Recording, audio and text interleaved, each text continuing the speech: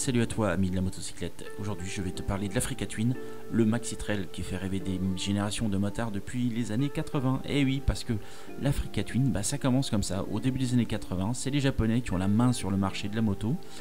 Et quelque part, il y a un mec qui a l'idée de créer un rallye raid qui s'appelle le Paris-Dakar. Et là, Honda et Yamaha d'ailleurs voient tout de suite que y a des mecs qui n'ont pas le pognon pour faire des motos, des protos du Dakar, des motos capables de gagner la course. Il faut des motos et le marché n'est pas si riche.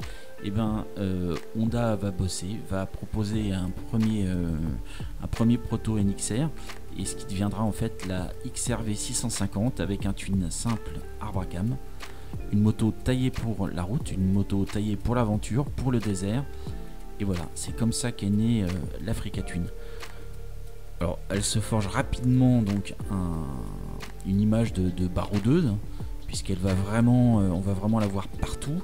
Elle va voyager, cette moto, elle va faire voyager énormément de mecs.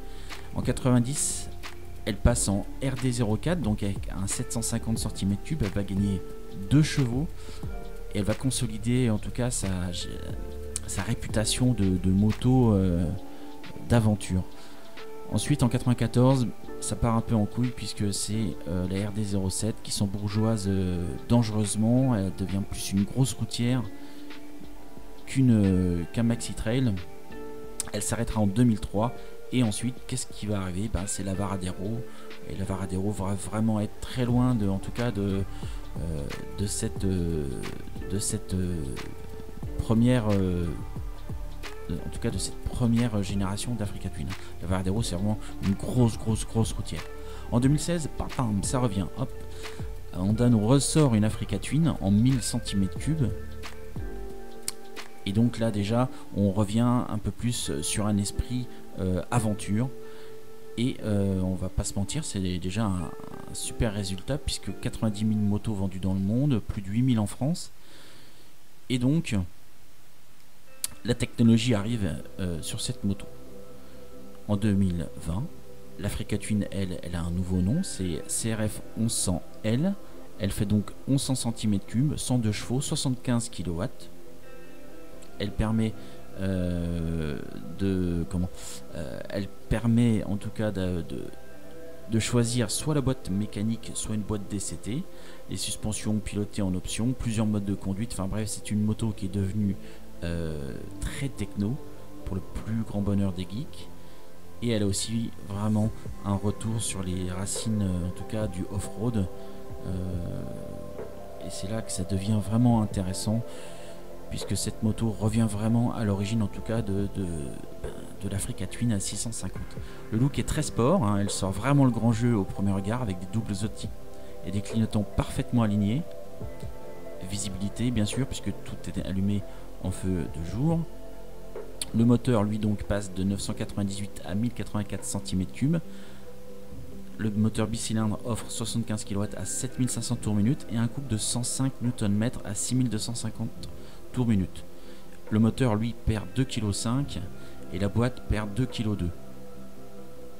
Au niveau de l'accessibilité, cette moto elle est géniale. Pourquoi? Parce que si vous êtes un petit gabarit, vous pouvez prendre des options pour une selle plus basse, mais d'origine vous avez deux réglages, soit 850 soit 870. Et ce qui fait que moi avec mon 1m78 j'étais bien à l'aise. Je l'ai mis en position basse parce que j'aime vraiment avoir les pieds bien à plat au sol, et j'étais très bien parce que la moto fait comme 228 kg, donc il faut pouvoir garder de quoi la manœuvrer quand il faut la stationner, sortir justement d'une place ou autre. Il faut être à l'aise parce que on a vite fait de perdre, en tout cas avec le poids, on a vite fait de faire une connerie et de se retrouver la moto au sol. Et ça c'est parfait, vous êtes vraiment bien. C'est vraiment intéressant parce que les plus petits gabarits pourront s'y retrouver. Alors plus petit, en dessous d'1m60 c'est quand même compliqué. Le guidon, lui, il est élevé, c'est ce qui facilite le pilotage off-road et assure un confort de cruising, puisque les bras sont bien écartés. C'est ça qui est agréable. Quand on est assis au guidon de l'Africa Twin, on n'a qu'une envie, c'est de rouler, de faire des kilomètres. Et ça, c'est vraiment génial. On est assis et on se dit, mais il peut rien m'arriver. Le moteur est fabuleux et j'ai qu'une envie, c'est de faire des bornes. La bulle de mon modèle était assez basse, mais permet en fait de sortir des chemins, d'aller faire du off-road sans risquer de péter la bulle ou de la rayer. Et moi j'ai trouvé qu'elle le protégeait très suffisamment, puisque j'ai fait un petit peu d'autoroute pour tester, et c'était parfait. Voilà. Mais on peut évidemment choisir d'autres accessoires, hein, soit sur le catalogue Honda, soit sur d'autres marques d'accessoires. À l'arrière, moi j'avais un porte-paquet, tout ça c'est de l'option. En tout cas, ça c'est une option que je conseille, puisque ça vous permet de poser votre sac tranquillement, de l'attacher avec des sandaux ou avec des sangles, et de pouvoir prendre la route, en tout cas avec toutes les affaires dont vous avez besoin. On retrouve une béquille centrale, et ça c'est pratique. Pourquoi? Pour le graissage, tout simplement, ou la réparation. Vous êtes en road trip, vous avez crevé sur un chemin, vous mettez la moto sur la béquille, vous pouvez démonter un pneu, en tout cas le réparer si vous en êtes capable, et ça c'est vraiment génial. Autre truc très sympa, en tout cas, c'est la prise USB. Elle est à droite de l'écran, et ça permet de recharger votre smartphone ou le GPS. Et voilà, ça c'est encore une petite astuce très agréable, en tout cas pour faire des bandes. Alors, l'Africa Twin, comme je vous l'ai dit tout à l'heure, c'est vraiment un truc qui est dans la technologie. C'est devenu un truc de geek, hein. L'instrumentation multifonction, c'est avec un écran TFT de 6 pouces 5, des fonctions entièrement paramétrables via l'écran tactile, uniquement à l'arrêt, soit via un énorme commodo qui est sur la gauche, un commodo qui n'est pas rétroéclairé. Alors ça, j'ai trouvé ça un petit peu dommage, parce qu'il y a énormément de boutons, et de nuit ça peut être un peu relou. Il y a un énorme pavé de boutons donc, qui permet de naviguer dans les menus, de configurer la moto dans divers modes de conduite. Alors ces modes de conduite, vous retrouvez cyclotour, urbain, gravel, hors route, utilisateur 1 et utilisateur 2. Tout ça c'est paramétrable, donc forcément au bout d'un moment vous aurez paramétré votre moto comme vous voulez. Vous n'aurez plus besoin de vous perdre dans les menus, sous-menus qui sont pas toujours très intuitifs au début. Moi j'ai mis un peu de temps, hein, sincèrement, j'ai même regardé une vidéo pour bien comprendre. Donc une fois que vous avez paramétré le frein moteur, le traction control, l'ABS et la puissance à votre sauce, et vous y touchez plus, hein, et vous pouvez selon votre utilisation, là vous allez pouvoir vous mettre en gravel si vous allez sortir sur un chemin, ou si vous êtes en ville, en urbain, voilà, peu importe. Il y a une centrale inertielle Bosch qui agit sur l'ABS, l'anti-patinage, l'anti-wheeling, le frein moteur, et c'est ça qui gère en fait tous les paramètres et vous permet d'avoir une moto en tout cas à votre sauce. Alors outre les réglages liés à la conduite, vous avez accès à un contrôle des appels aussi via Apple CarPlay. Alors, pour utiliser Apple CarPlay, c'est dommage, mais il faut avoir un casque Bluetooth. Donc moi j'en avais pas, donc j'étais comme un con.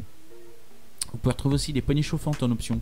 Ça c'est sympa. Tout ça, ça se contrôle via un bouton FN qui est fonction, qui est sur le guidon droit. Donc l'écran est très lisible. En dessous il y a un deuxième petit écran sur lequel vous allez pouvoir retrouver le rapport engagé, la vitesse et le kilométrage. Ça c'est très sympa. Si vous mettez la carte d'Apple CarPlay, en tout cas sur l'écran TFT, vous gardez un maximum d'infos quand même en bas. Moi j'aime bien avoir le rapport engagé. Donc au guidon, comme je vous disais, le buste est droit, les bras légèrement écartés.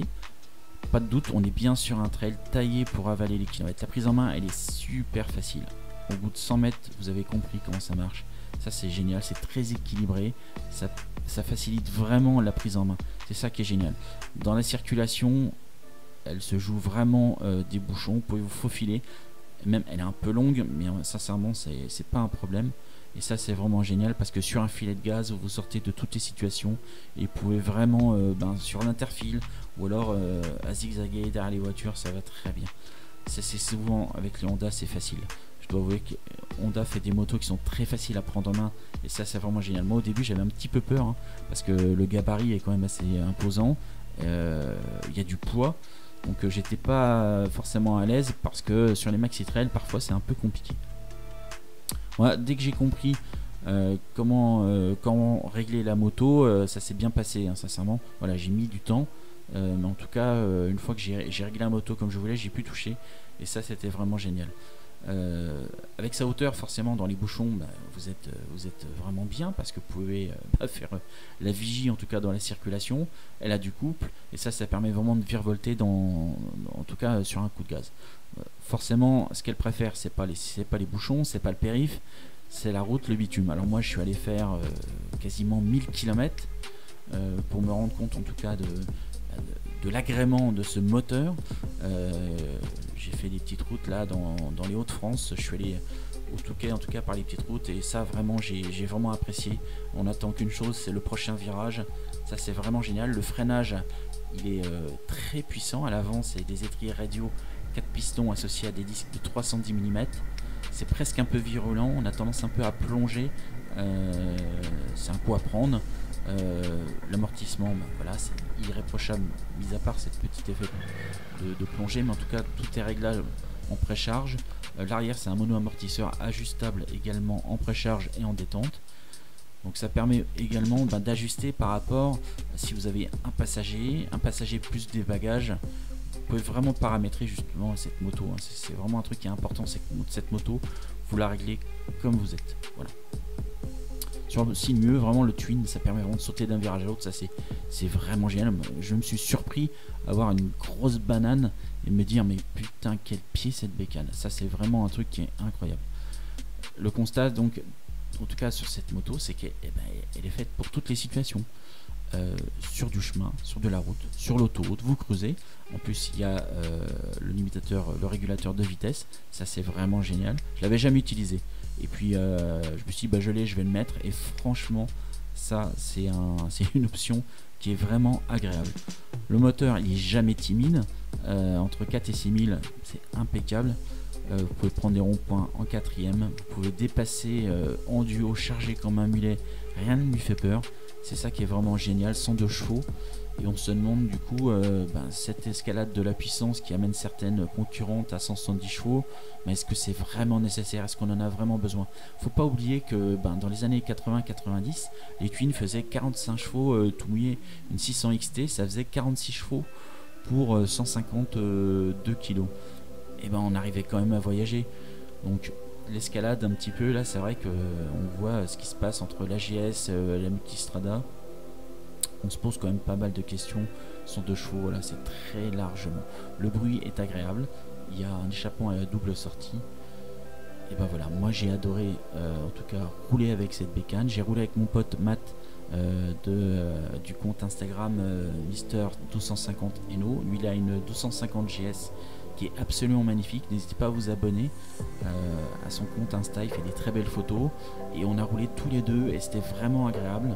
On a fait un peu de chemin, on s'est amusé, et c'est ça cette moto, elle permet vraiment de s'amuser, c'est un engin de liberté formidable.